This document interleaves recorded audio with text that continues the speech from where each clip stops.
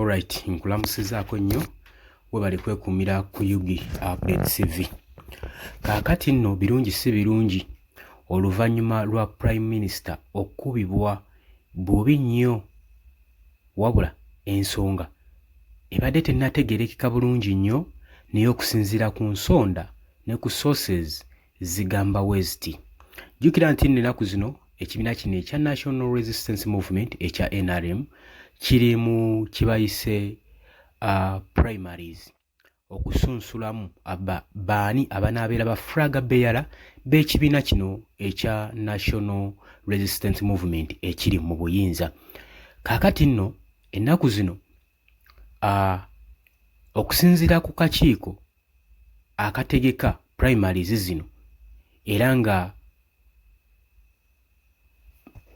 nako kennyini ng'ebintu byakasobedde dda tebalina ng'eki gye bayinza kuhandolingamu ngeri akalulu kano gye kagenda mu maaso aka NRM. Jjukira nti nno kajjuddemu omuvuyo omuyitirivu ate era kafuuse ak'entiisa kubanga buli wamu waliwo abamilitale be bagenda mu maaso n'okuba nga bakwasaganya exercise eno okuba nga egenda mu maaso. Kino nno kireetedde abasinga naddala abawagizi ba candidates abamu kibiina engeri gye kibakosezaamu kibateereddewo negative effect olw'ensonga nti no ba candidates olulabye nti no ba militaries bangi nnyo era bayiye ku polling stations ezimu abamu batidde okulonda olw'ensonga nti no buli lukalulu primaries akaze kabaawo gye buvuddeko emabega bazze abantu bakubibwa bubi nnyo ate nga ababakuba si balala wabula ab'ebitongole ebikuumaddembe abagenda mu maaso n'okusupervisinga exercise eno egenda mu maaso.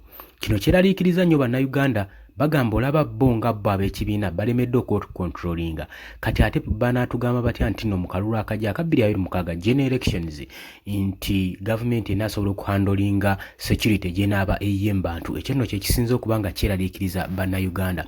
Kaakati nno muno ne Prime Minister Robinah Nabbanja muno nno lalo mwe mutwalidde.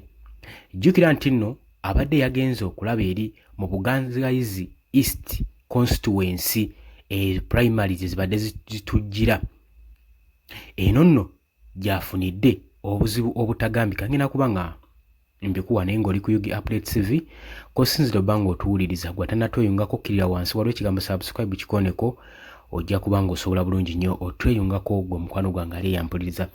Abali emitala w'amayanja Canada, Qatar, USA, UK, abali South Africa, abali mu Asia namwe abali mu Russia mbatumiddeko nnyo mwe bali kwekumira ku Yugi Update TV.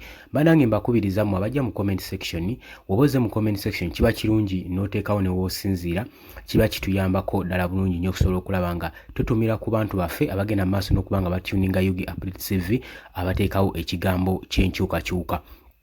Kakati no Prime Minister obuzibu bwavudde mu kusunsula mu kalulu akabadde mu Bugangayizi East constituency oluvannyuma lw'akakiiko akabadde kavunaanyizibwa mu by'okulonda kweyo okulangirira omubaka alangiriddwa ng'omuwanguzi. Kino tekisanyusizza Prime Minister Robinah Nabbanja era n'ayagala okujja agetinge intervene mu kulangirira kuno. Olwo nno gwe balangiridde agambye tondabanga togenda kubeera nga ocompromisinga buwanguzi obubadde bugenze mu maaso. Prime Minister ndowooza abadde alina okulangirira kwe kwabadde ayagala kukolebwe ng'era tasiimye ngeri ki akakiiko gye kalangiriddemu ono awangudde agenda okukwatira ekibiina kya National Resistance Movement okubeera flag bearer waabwe mu Bugangayizi East constituency. Kino tekimusanyusizza wabula n'oluvannyuma lubadde lutalo na kusikangana mugwa era okufundikira nga Prime Minister akubiddwa bubi nnyo mu feesi era nga n'ekisago kimutuuseeko nga kyabulabe nnyo ddala. Wabula kino kitunuuliddwa era kyennyamiza bannayuganda nti high ranking officer oba omuntu omukulu mu gavumenti omunene waati Prime Minister beewuunya okuba nga security ye tesobola mu providinga kubeera secure kubanga asobola n'otuukibwako obusago ng'obwo ekintu nno ekiswaza eggwanga nga Uganda kubanga Prime Minister okuba nga asobola okufuna ekisago ekizigiro ku feesi ekinene weekityo mu muvuyo ng'ogwo kiba kitandise okuba nga kibuusibwabuusibwa ku security eprovidingibwa bakungu ba gavumenti abagenda mu maaso n'okuba nga bawenjeza gavumenti yaabwe akalulu.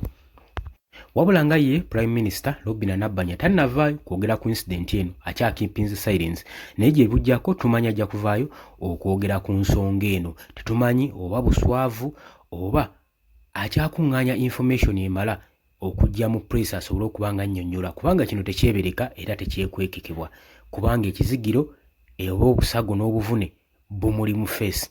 Oli ku Yugi Update TV kubadde osinzira obba ng'otuwuliriza.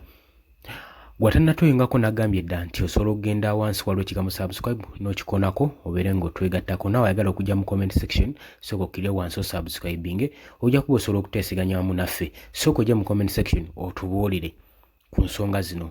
Gw'abaddeyo naawe engeri gy'obisuubiramu. Mbagaliza ekiro ekirungi, mweraba.